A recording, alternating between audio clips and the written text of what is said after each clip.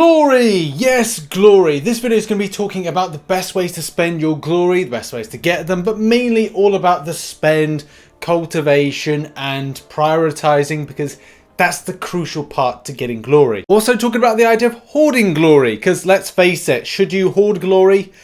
Kind of not, but kind of yeah. Let's have a look at this. As a lot of you know, collecting glory is through alliance quest based participation, and depending on where your alliance finishes with any given 5-day stipulation of run of the maps, you'll pick up a certain amount of glory based on, first of all, your peak rewards, but also your rank rewards, which will give you a certain amount less than what you would receive as a peak.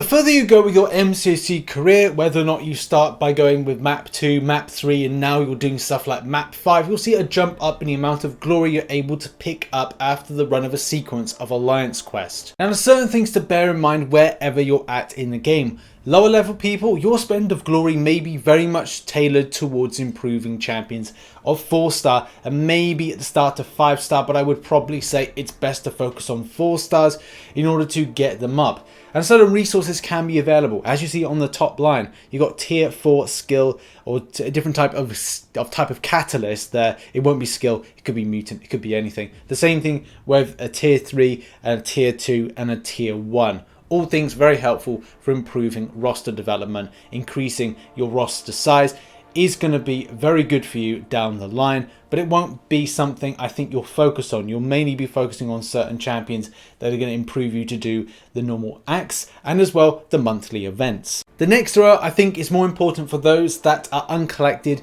cavalier, and those that want to expand and improve your roster.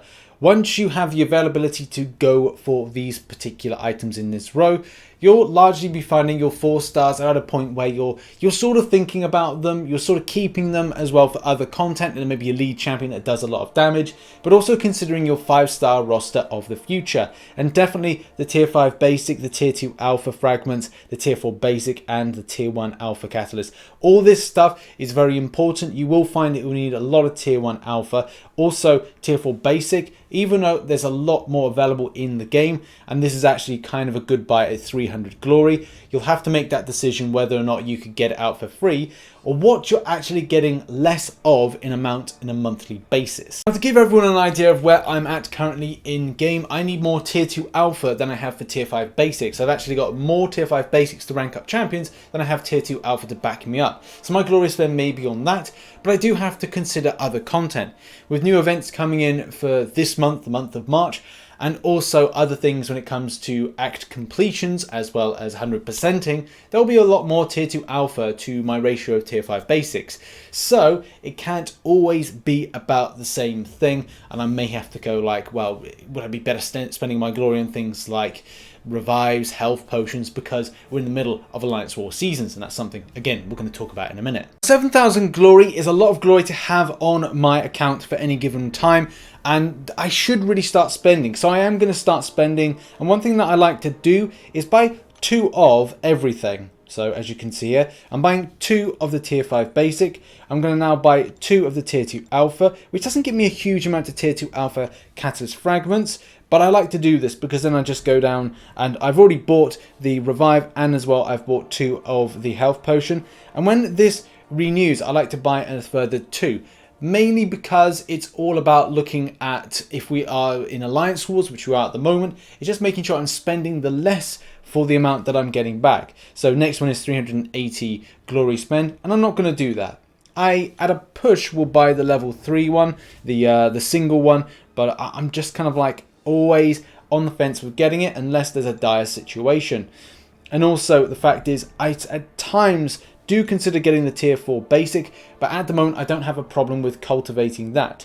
So as you can see at the top, I'm down to 4,572, and this would be a point where I like to kind of at least leave about 2,000 to 3,000 in there just when the reroll happens, and I can then buy in depending on what we do. If we decide to really push map 6, if we really decide to push things like alliance wars, then at least I know that I've got this here ready to go. And as well, if I'm doing any rank ups, I can then structure what I'm gonna buy for whatever reason, and then kind of go, look, I may have some glory left over, I maybe don't, but also I've hoarded the level 4 health potions, which I'm gonna need a lot more of when it comes to doing Alliance Wars and Map 6 or difficult Alliance Quest content. So the name of the game is budgeting, and that's the best piece of advice I can really give any player, new or continuing and kind of mid-level, maybe that doesn't grind out a lot, but also does do their Alliance Quest stuff.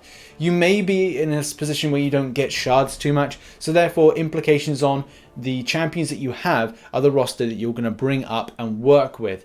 So I would largely say it's important to understand what champions you want to rank up for what given content and save up the glory accordingly. But obviously don't overspend, that when it comes to the new sequence of Alliance Quest and that glory store refreshing, that you're not undermining your desperation and spending a lot more glory than you would normally do, because as you know, it does scale. The more that you buy, the worse off you are when it comes to the devaluation that you buy in for it. So on the screen at the moment is my practical advice for those in different types of levels and areas of the game.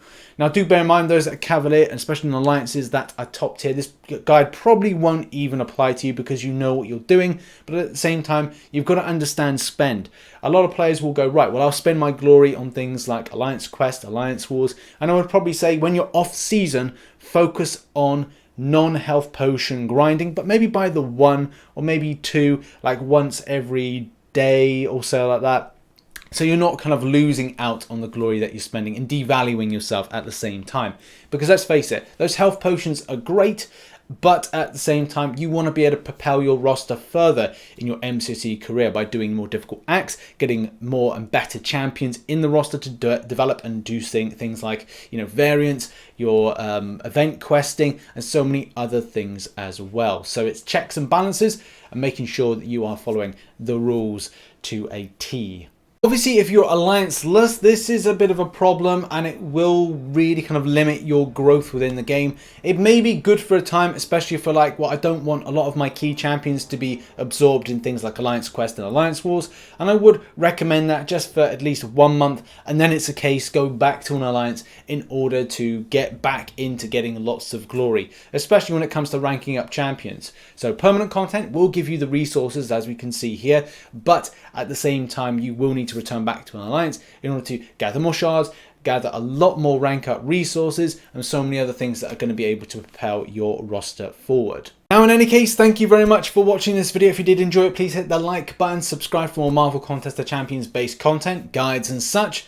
And as always, check out some recent content over here, and as well check out my second channel, which is over there, where I do a lot of my live streaming of MCOC, and as well check out the supporting link to become a member by hitting that button there. Thank you very much. See you in the next one. Bye bye for now.